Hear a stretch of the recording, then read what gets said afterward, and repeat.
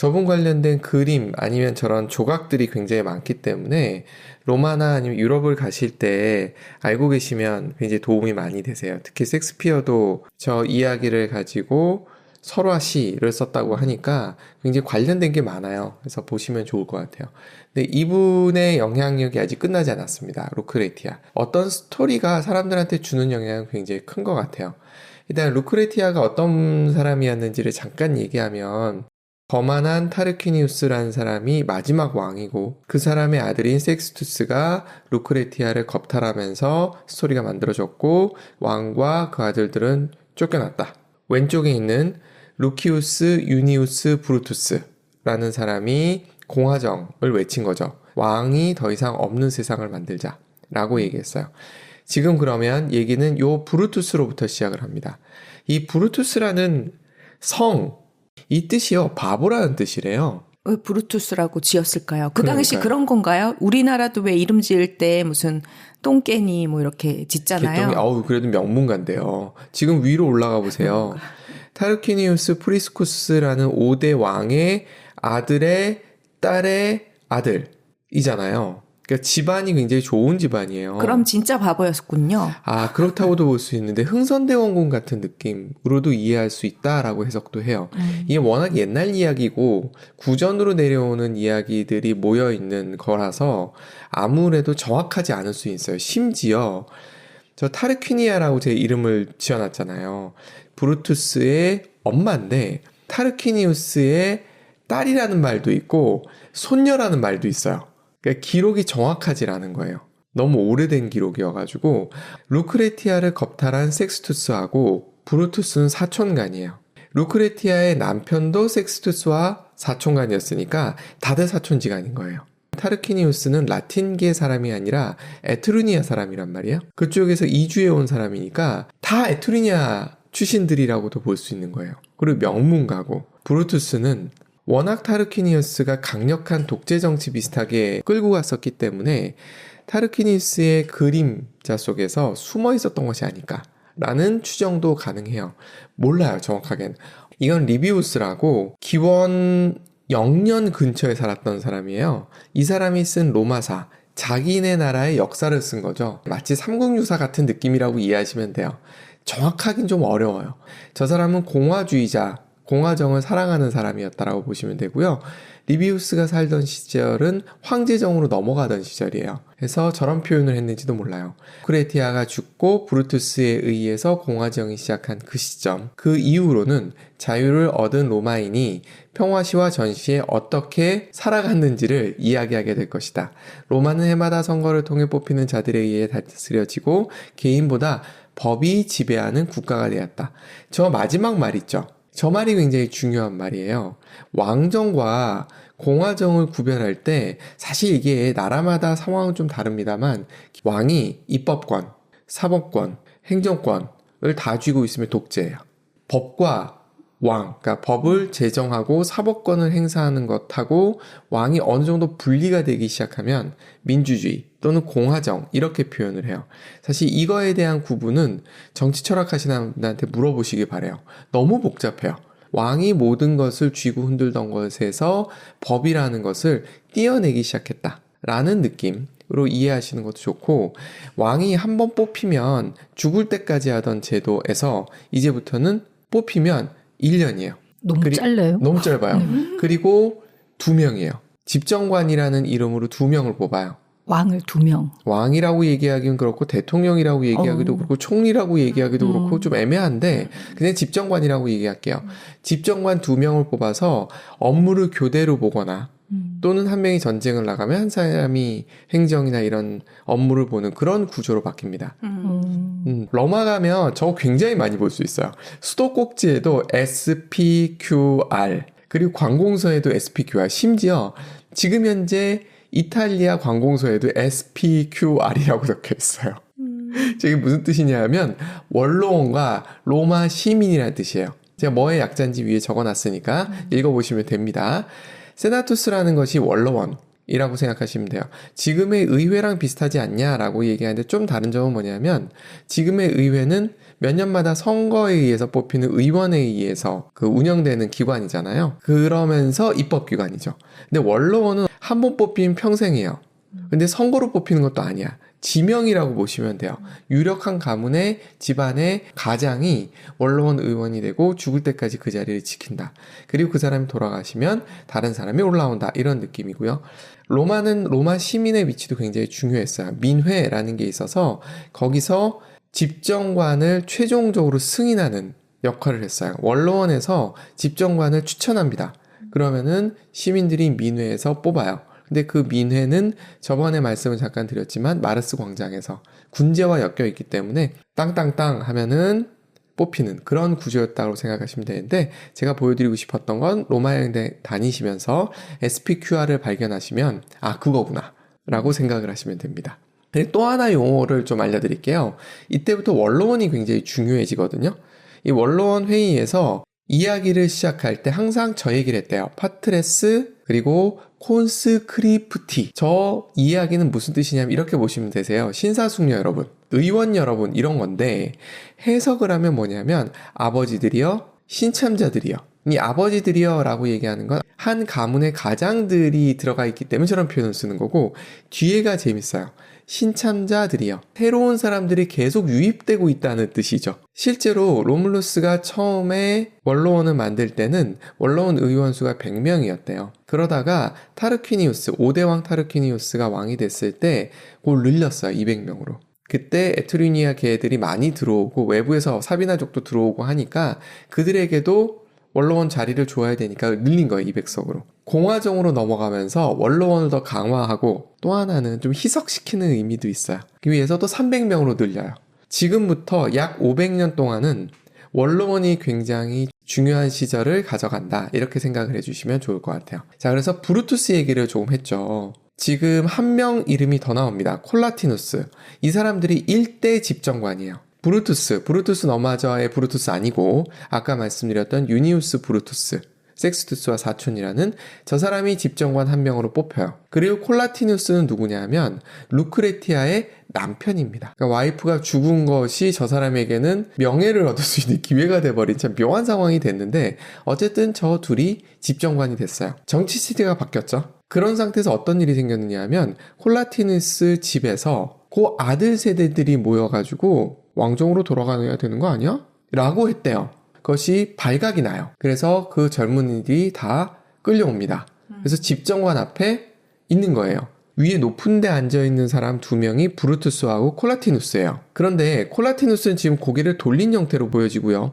브루투스는 정면을 바라보고 있습니다. 그리고 왼쪽으로 좀 가보면 누군가가 실려가고 있고 도끼가 보이죠. 이 도끼에 의해서 브루투스 아들 둘이 죽어요. 그거를 아버지 브루투스, 유니우스 브루투스는 끝까지 두 눈 크게 뜨고 지켜봤다고 해요. 좀 독한 아빠네. 독한 아빠죠. 그러니까 새로운 정치 체제를 열었다라고도 볼 수 있고요. 아들들이 반란을 일으킨 거잖아요. 시오노 나나민 이걸 뭐라고 얘기하냐면, 왕정일 때는 왕이 마음에 들면 누구나 이렇게 픽업하는 제도였는데 원로원 제도는 누군가 죽어야 들어가는 거잖아요. 그러니까 젊은 사람들의 기회가 없어졌기 때문에 아들들이 반란을 일으킨 거다.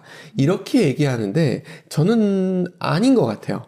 사람들은 기본적으로 옛것에 대한 향수가 있어요. 단순히 그거였을 거라고 생각해요. 우리가 착각하는 게 뭐가 있냐면 젊으면 굉장히 진보적일 거라고 생각해요. 오, 아니더라고요. 네, 새로운 것을 잘 받아들일 거라고 생각을 해요. 그렇지 않다. 맞아. 그렇기 때문에 그렇지 않을 수도 있다고 봐요. 이게 무슨 상황을 일으키냐면 브루투스는 자기 아들들이 죽어가는 걸 끝까지 봤잖아요. 그런데 콜라티누스는 고개를 돌렸잖아요. 그리고 와이프가 죽으면서 집정관이 됐던 거잖아요. 그래서 사람들이 비난을 합니다. 고개를 돌렸다는 이유로. 그래서 자진 사퇴를 하고 로마 시내를 떠납니다. 그래서 집정관 자리가 하나 또 비죠. 그래서 누가 바뀌고 해요. 그리고 이게 무슨 그림이냐 하면 지금 이 사람이 브루투스예요. 왼쪽에 앉아 계신 분이. 그리고 오른쪽에 밝게 스포트라이트 밟고 계시는 분들이 브루투스의 가족들이라고 보시면 되고요. 그리고 실려 들어오죠. 누구냐 하면 브루투스의 아들의 시신이 실려 들어오는 장면이에요. 가정은 이랬을 것이다 라는 모습을 그려놓은 그림들이 있으니까 이런 것도 그림 보시면 아, 이게 그런 거야 라고 설명을 해주시면 되겠습니다. 다시 왔어요. 이걸 보여드리는 이유는 뭐냐면 요 아룬테스라는 사람이 중요한 인물이 돼서 그래요. 이 타르퀴니우스가 죽은 건 아니잖아요. 거만한 타르퀴니우스라고 적어놨는데 죽은 게 아니에요. 성문에서 문전박대 당한 거지. 이 사람은 에트루니아계의 사람이었기 때문에 에트루니아계의 도시에 가서 도와달라고 합니다. 그래서 도와주겠다는 사람들이 있었어요. 사실은 도와준다기보다는 점령하면 띄워줄게 이랬겠죠. 에트루니아 도시 중에 도와주는 사람이 있었고요. 그래서 다시 쳐들어옵니다. 이때 브루투스와 집정관이 같이 나서요. 이 같이 나섰던 집정관 이름은 좀 이따 보여드릴게요. 발레리우스라는 집정관인데 아룬테스, 사촌간이죠. 둘이서 1대1 결투를 합니다. 결론, 둘 다 죽어요. 그래서 공화정을 연 브루투스는 금방 죽습니다. 브루투스의 역할은 여기까지였던 거예요. 그래서 브루투스 끝! 아까 제가 공동 집정관이었던 발레리우스라는 사람이 있었다라고 말씀드렸잖아요. 이 사람이 전쟁에 같이 나갔었고요. 브루투스는 기병을 끌었었고 이 사람은 보병을 끌었어요. 왜 1대1 전투가 됐었냐면 기병이 빠르잖아요. 먼저 간 거야. 그런데 사촌이 나왔는데 서로 극혐하는 거예요.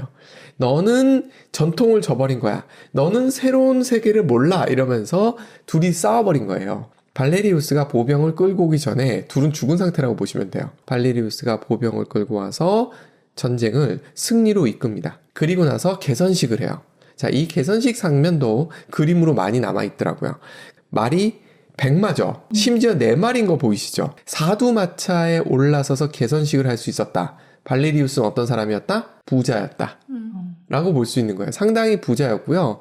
어느 언덕이라고는 얘기를 안 하던데 7개의 언덕, 아마 팔렌티노 언덕이었을 거예요. 그 위에 저택을 짓고 있을 정도로 부자였대요. 그리고 아래는 이제 포로들 끌고 오는 모습입니다. 이렇게 개선식을 해요. 그랬더니 무슨 소문이 도느냐 하면 발레리우스가 왕이 되려 한다. 라는 소문이 돌아요. 이때 발레리우스는 어떤 행동을 했을까요? 저희가 알 리가 없잖아요. 왜 질문하세요? 찍어보세요. 권력과 부 중에 어느 걸 택할까요? 부. 보통도 그렇게 하잖아요. 네. 저 사람은 권력을 택했어요. 집을 부시고 성벽 근처로 이사를 가요. 성벽 근처는 아무래도 좀 그렇겠죠. 그런 데로 이사를 간 거예요. 그리고 문을 열어놓고 살았다고 합니다. 그러면서 집정관 자리를 유지를 해요.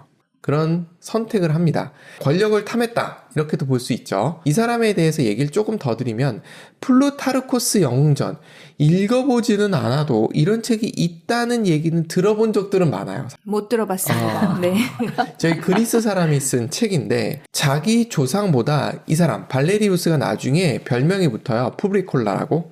이 푸브리콜라를 더 위대한 인물로 봅니다. 그렇게 본 이유를 한번 볼게요. 일단은 제도를 몇 가지를 바꿔요. 집정관 출마를 누구나 할 수 있게 해요. 그리고 집정관의 결정에 로마 시민이 반대 의견을 개진할 수 있게. 괜찮죠? 이런 것도 했고요. 그리고 재정관을 만들어요. 이게 좀 눈에 들어오더라고요. 국고를 관리하는 공직을 만들어요. 그전엔 누가 있었다? 왕이. 재정권까지 휘두르고 있었던 거예요. 현대 국가는 대부분 국회에서 정해진 대로 쓰는 데가 행정부지, 여기는 돈을 어떻게 쓸지를 의회에 제안을 하고 돈을 타서 쓰는 거지 자기 마음대로 할 수 없는 곳이에요. 저걸 보면 꼭 권력욕이 있었던 것 같지는 않은 느낌인데. 그렇죠. 그런 게 좀 보이죠. 그리고 항소권도 만들어요. 우리나라 항소권 있죠. 전 세계 그것도 만들어요. 근데 요 재밌는 게 마지막에 있어요. 왕위를 노리면 생명과 재산을 박탈한다. 이거 자기가 노리지 않는다는 거를 과시하기 위한 목적이 아니었을까라고 생각을 해요. 근데 이게 나중에 여러 가지 사건 사고를 일으켜요. 그건 다음에 보도록 하고요. 또 하나는 상업을 활성화시켰다라고 하는데 제가 이 그림을 구성한 이유는 뭐냐면 여기 보면 동전이 보이시죠? 당시에 로마에는 화폐가 없었습니다. 그 상황에서 그러면은 무엇을 화폐로 써야 될까? 소금이에요. 소금이 화폐 대용이 돼요. 그래서 오스티아, 로마에서 바닷가로 서쪽으로 쭉 1시간 정도 달려가면 있는 항구예요. 지금은 이 부분이 수면이 내려가면서 항구가 아니게 돼 있어요. 유적지가 현재는. 근데 여기서 소금이 나오니까 그 소금을 갖고 화폐처럼 쓰게 하면서 무역을 시작합니다. 그러면서 상업을 활성화시키는 노력도 한다고 해요. 이 뜻은 또 뭐가 있느냐 하면 로마는 시작할 때 양치기로 시작했잖아요. 그리고 나서 농업으로 넘어갔어요. 농사를 짓기 시작했단 말이에요. 근데 에트루니아인들이 들어오면서 이 사람들은 상업민족이에요. 그리고 공업, 뭔가 만드는 기술도 좋아요. 그쪽은 넘어가고 있었던 거예요. 근데 에트루니아계의 왕을 쫓아냈잖아. 물론 집정관 중에 한 명이 에트루니아계이긴 하지만 이탈도 좀 있었던 거예요. 그들도 잡아두고 새로운 사람도 유입하기 위해서 이런 일을 했다라고 얘기해요. 굉장히 뭘 잘하고 있죠. 이때 그 왕 아직 안 죽었죠. 거난 타르퀴니우스 안 죽었어요. 그래서 이 사람이 이번엔 키우시, 여기가 시에나라는 곳 근처에 있는 언덕 위에 있는 도시예요. 지금은 작지만 당시엔 좀 컸나 봐요. 여기도 에트루니아 왕입니다. 이 사람한테 도움을 받아서 다시 쳐들어옵니다. 그때 쳐들어왔었던 왕 이름이 포르센나예요. 여기가 하드리아누스의 영묘였고요. 그 이후에는 여기가 성당으로 쓰이고 있는 곳이에요. 여기는 7개의 언덕이 있는 곳으로부터 테베라강 건너편이에요. 근데 제가 왜 이걸 보여드리냐면 강이 있잖아요. 이 포르센나 왕이 쳐들어와요. 질풍노도처럼 쳐들어와가지고 강 건너편까지 도착을 합니다. 이때 상황이 하나 생겨요. 호라티우스, 예전에 한번 이 사람 아버지를 다뤘어요. 삼형제가 결의를 하고 나가서 그 중에 2명이 죽고 1명이 살았고 돌아왔는데 반대쪽 삼형제와 약혼 관계에 있었던 여동생이 우는 걸 보고 죽여서 누이의 기둥이 만들어지고 했던 그 사람의 아들이에요. 이 전쟁에서 굉장히 혁혁한 공을 세우는데 어느 그림을 보면 가장 현실과 가까우냐면 좌측 아래입니다. 천사 빼고 보면 이게 제일 가까워요. 강을 건너오면 로마가 쉽게 공격당한 걸 알기 때문에 강에 있던 다리를 부셔야 돼요. 그 사이에 이 호라티우스가 상대방 군사들이 몰려올 거 아니에요. 그들을 혼자서 막습니다. 어디서 많이 본 느낌 아닙니까? 삼국지의 장비가 이러는 장면이 나와요. 그렇게 해서 막아서 끝까지 막고 자기는 만신창이가 되면서 막아낸 전설적인 얘기가 있다고 하는데 언제까지 믿어야 되는지 모르겠어요. 근데 여기서 그림에서 믿을 수 있는 건 이 나머지 2개 그림을 제가 상대적으로 밀어낸 이유는 뭐냐면 석조다리죠. 이 당시의 다리는 목조다리였습니다. 왜 목조로 지어놨느냐 하면 언제든지 쳐들어올 수 있기 때문에 언제든지 부실 수 있게 하기 위해서 목조다리였다고 해요.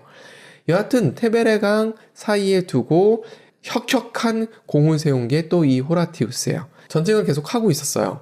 근데 여기 보면 포르센나 왕이 왼쪽에 보이고요. 그리고 누군가 찔려 죽어 있고요. 남자 하나 보이죠? 빨간색 망토를 하고 있는 이 사람이 자기 손을 불 위에 얹고 있는 거 보이십니까? 이 사람이 가이우스 무티우스인데 별명이 왼손잡이 무티우스예요. 로마가 계속 밀리는 거예요. 힘이 되게 약했다는 뜻이에요. 그런 상태에서 공성전을 하는데 공성전을 하면 생기는 문제가 뭐냐면 안에 식량이 계속 떨어져요. 식량이 거의 떨어질 때가 된 거예요. 이때 도저히 안 되겠다 해가지고 왕을 죽이자. 암살을 하겠다고 무티우스가 나섭니다. 이거 또 계백을 죽이러 간 화랑의 관창 어쩌고 비슷하다고 얘기하는 사람도 있는데 어쨌든 갔어요. 갔는데 무티우스는 그냥 평범한 청년이란 말이에요.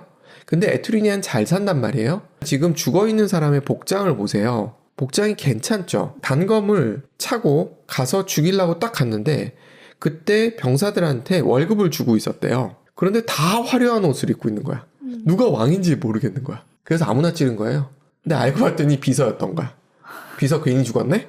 그래서 잡힌 거예요. 그래서 오만 고문을 했는데 배우가 누구냐, 뭐 배우가 누구긴 누구야. 계속해서 그냥 나는 널 죽이러 나 혼자 결단하고 온 사람이야. 이렇게 계속 얘기를 했대요. 그러다가 이 불이 있었는데 이 불 위에 자기 손을 댄 거예요. 그러면서 자기 손을 구운 거죠. 그러면서 나는 너한테 이러려고 온 거 아니야. 죽이려면 죽여. 이랬더니 포르센나가 감동을 했다고 얘기해요.